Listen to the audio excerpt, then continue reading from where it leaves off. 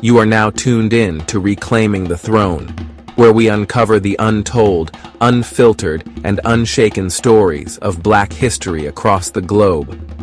Because when we understand the past, we reclaim our future. Today, we journey to the heart of Africa to reveal Rwanda's complex history. Before tragedy struck Rwanda, it was a land of breathtaking beauty. 1,000 rolling hills, flourishing kingdoms, prized cattle, and deep kinship bonds. Known as the Land of 1,000 Hills, Rwanda developed sophisticated political systems and cultural traditions over centuries. The Hutu and Tutsi weren't separate tribes as commonly misunderstood, but interconnected social classes. Tutsis, primarily cattle herders associated with wealth, leadership, and nobility. Hutus, mainly farmers who formed the backbone of Rwandan society and economy. And Twa, a smaller group who lived primarily as hunters and gatherers. These groups shared the same language, Kinyarwanda, practiced the same religion, and celebrated identical cultural traditions. What truly set Rwanda apart was the fluidity between these identities. A Hutu who acquired many cattle could become Tutsi through a process called kwihutura. A Tutsi who lost wealth could be considered Hutu. Intermarriage was common, creating blended families, and many Rwandans could trace mixed heritage through their family lines. This social mobility created a balanced society where identity was fluid and not permanently fixed by birth or race. The harmony began to fracture in the late 1800s when German colonizers arrived, bringing European racial theories and destructive pseudoscience. German administrators implemented the dangerous Hamitic hypothesis. They claimed Tutsis were descendants of Ham from biblical stories with supposedly Caucasian features. They deemed Tutsis more intelligent and naturally suited to rule.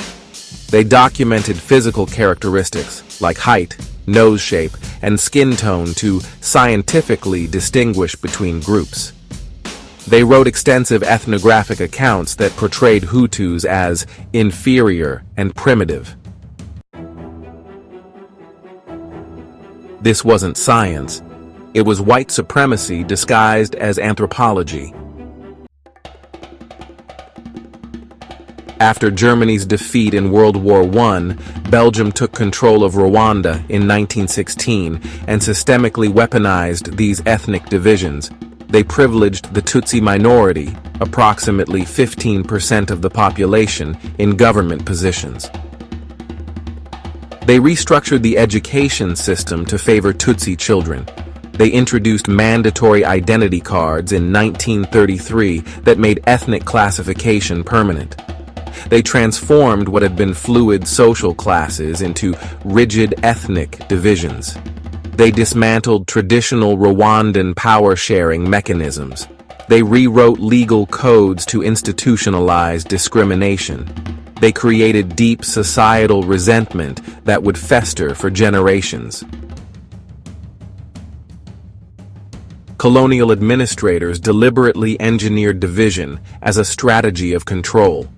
By elevating one group over another, they ensured Rwandans would fight each other rather than unite against colonial rule, a classic example of divide and conquer. By the 1950s, with independence movements sweeping across Africa, decades of inequality erupted into revolution. In 1957, Hutu intellectuals published the Hutu Manifesto, demanding political representation. By 1959, the Hutu Revolution had killed approximately 20,000 Tutsis and forced hundreds of thousands into exile. In 1961, Rwanda abolished the monarchy and held its first elections. The following year, in 1962, Rwanda gained independence under Hutu leadership with Gregoire Kayibanda as president. Then, in 1973, military officer Juvenal Habyarimana seized power in a coup. From 1973 to 1990, Tutsis faced systematic discrimination, quotas limiting education and employment, and periodic massacres. In 1990, Tutsi refugees who had grown up in Uganda formed the Rwandan Patriotic Front, or RPF, and launched their first military offensive. Inside Rwanda, state-controlled media portrayed all Tutsis as enemies of the nation. Radio stations, particularly Radio Télévision Libre des Mille Collines, broadcast increasingly virulent hate propaganda. Tutsis were called cockroaches that needed to be exterminated. Hutu extremists advocated for self-defense against the Tutsi threat. Inflammatory broadcasts claimed Tutsis planned to enslave all Hutus. Political leaders spread fear that the only way to keep Rwanda safe was through elimination. Between 1990 and 1994, the government and extremist groups created youth militias known as Interahamwe, which means those who work together. They distributed weapons throughout the country and compiled detailed lists of Tutsi families and their locations. They conducted practice massacres in various regions and blocked international peacekeeping efforts. Systematically, they prepared for large-scale extermination.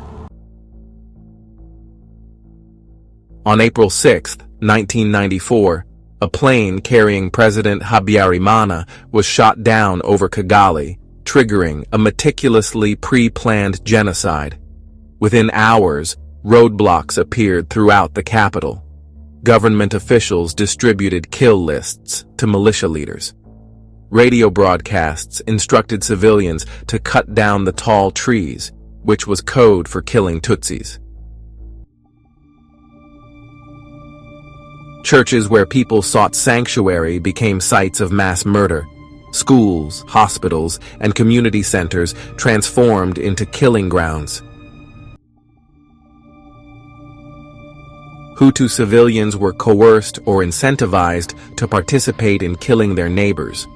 Women and girls were subjected to systematic sexual violence as a weapon of war. Children were slaughtered in front of parents, and parents in front of children. Specialized death squads moved methodically through neighborhoods. Nearly 1 million people were slaughtered in just 100 days, one of the fastest genocide rates in recorded history. The international community's response was shamefully inadequate. UN peacekeepers were withdrawn when the violence escalated. Western nations deliberately avoided using the term genocide to escape legal obligation to intervene. Foreign embassies evacuated their nationals but abandoned Rwandan staff. Media coverage was minimal compared to other global events. Countless lives could have been saved had the world chosen to act. The RPF, led by Paul Kagame, fought through the country and captured the capital, ending the genocide in July 1994. Rwanda's extraordinary journey of healing and reconstruction included establishing a unity government that included both Hutu and Tutsi, leaders banning the use of Hutu, Tutsi, ethnic labels in public discourse and official documents, promoting Rwandan national identity over ethnic division. So, you see, creating the National Unity and Reconciliation Commission was a pivotal step. And then, developing the Gakaka courts, this modernized form of traditional justice, was quite significant, don't you think? Over 1.9 million cases were heard through the system, which is just remarkable. Now let's talk about implementing mandatory community service, known as umuganda. This initiative was crucial for rebuilding the destroyed infrastructure, and, advancing women's rights and representation has been a major focus too. Rwanda now boasts one of the highest percentages of women in parliament globally. Moving on, transforming the education system was essential to teach accurate history and foster critical thinking. And of course, building monuments and memorial sites plays a vital role in honoring victims and preserving memory. It's all about remembering the past while shaping the future. Becoming a leader in environmental conservation and sustainable development. Despite criticisms of political restrictions, Rwanda's physical and psychological reconstruction represents one of history's most remarkable national transformations. The genocide in Rwanda didn't begin with machetes, but with division. European colonizers imposed artificial racial hierarchies on a functioning society. Colonial policies deliberately created privileged and oppressed groups. Post-independence leaders exploited these divisions for political gain. Media propaganda dehumanized an entire segment of the population. International indifference enabled the violence to unfold. Fear, lies, and silence allowed hatred to grow unchecked. What began as administrative categories ended in mass graves. The Rwandan genocide reveals how colonization didn't just exploit resources and land. It fractured identities, planted seeds of distrust, fostered false differences, and left deadly legacies that continued long after colonial powers departed.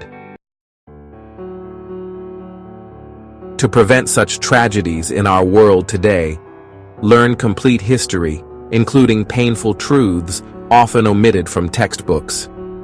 Understand colonization's profound impact on modern ethnic and racial identities. Recognize how quickly dehumanizing language can normalize violence.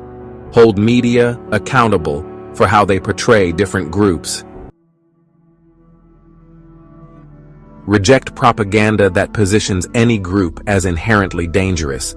Support international institutions that can intervene early in potential genocides.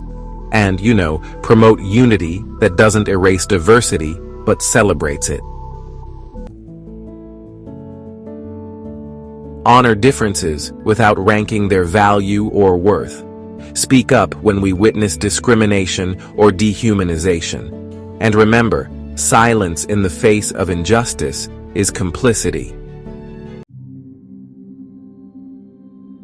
Rwanda's story isn't ancient history.